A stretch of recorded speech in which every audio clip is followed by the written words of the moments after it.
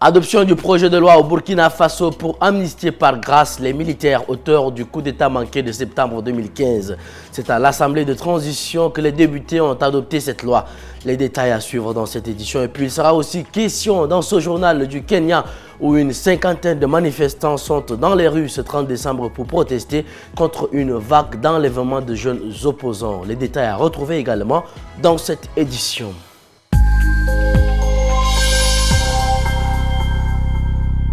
Mesdames et messieurs, bonsoir et bienvenue sur Tchad Info TV. Au Burkina Faso, les députés de l'Assemblée législative de transition ont adopté lundi 30 décembre 2024 un projet de loi qui porte sur la grâce amnistiante pour les militaires condamnés dans le cadre du coup d'État manqué de septembre 2015.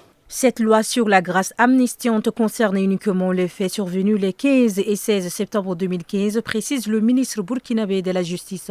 Elle ne porte que sur la tentative de coup d'État perpétrée par l'ex-régiment de sécurité présidentielle à la garde prétorienne de l'ancien président Blaise Compaoré. Les personnes intéressées par cette grâce amnistiante devront adresser une demande au chef de l'État burkinabé, le capitaine Ibrahim Traoré. Les autorités examineront alors si les candidats remplissent notamment deux conditions: faire preuve d'engagement dans la lutte antiterroriste et ne pas constituer de danger pour les institutions, les biens et les personnes.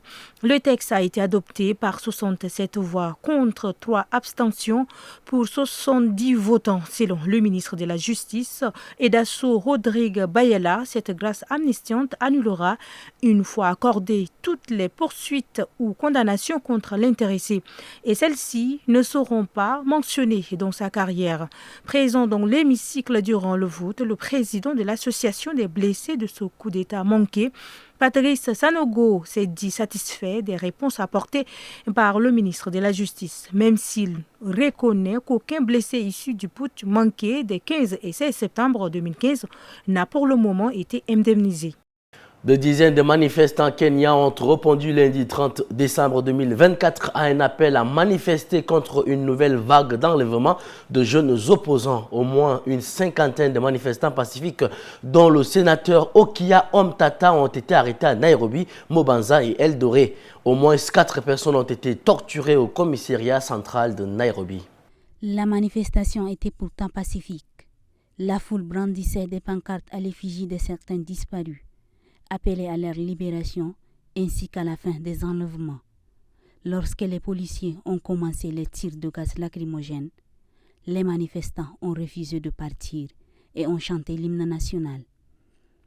La nouvelle vague d'enlèvement à l'origine de la manifestation concerne principalement des jeunes hommes qui ont critiqué le président William Ruto sur Internet.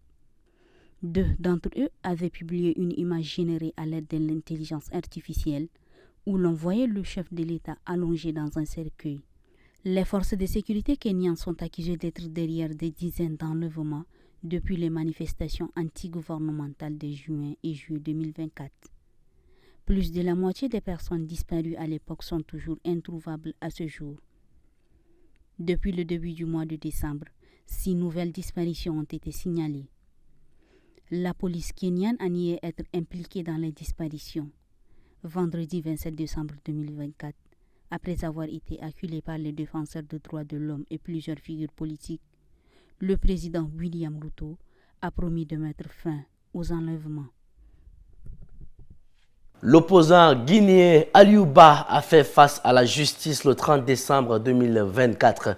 Le président du modèle a été placé sous mandat de dépôt et écroué à la prison civile. Il est poursuivi pour offense au chef de l'État. Régulièrement dans les médias et sur les réseaux sociaux, Aliouba critique les autorités guinéennes dont il pointe du doigt la responsabilité dans le drame d'Indéré Coré et la lenteur du processus de transition. Une prise de position médiatique qui serait à l'origine du procès selon son avocat, Almami Samori Traoré.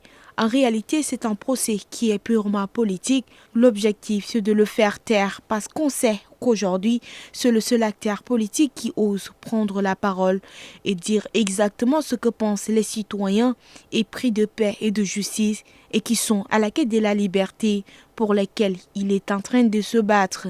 Aliouba avait été arrêté alors qu'il s'apprêtait à s'y rendre en Sierra Leone.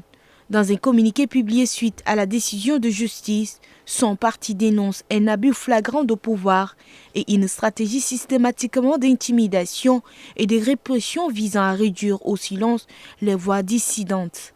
Aliouba n'a fait que rappeler aux autorités qu'elles ont pris des engagements et qu'elles sont tenues de les respecter, déclare son avocat.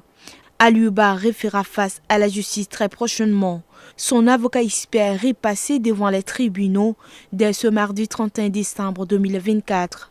La Pologne prendra la présidence tournante de l'Union européenne ce mercredi 1er janvier. Elle succédera à la Hongrie qui a pu irriter ses partenaires ces 6 derniers mois, mais qui affiche pourtant des succès également. Quel est le bilan de cette présidence hongroise? La réponse. La Hongrie, avec les slogans Make Europe Great Again, a mené une présidence controversée de l'Union européenne. Viktor Orban, souvent critiqué pour ses initiatives unilatérales comme ses visites à Moscou et Pékin sans mandat européen, a défendu une approche politique.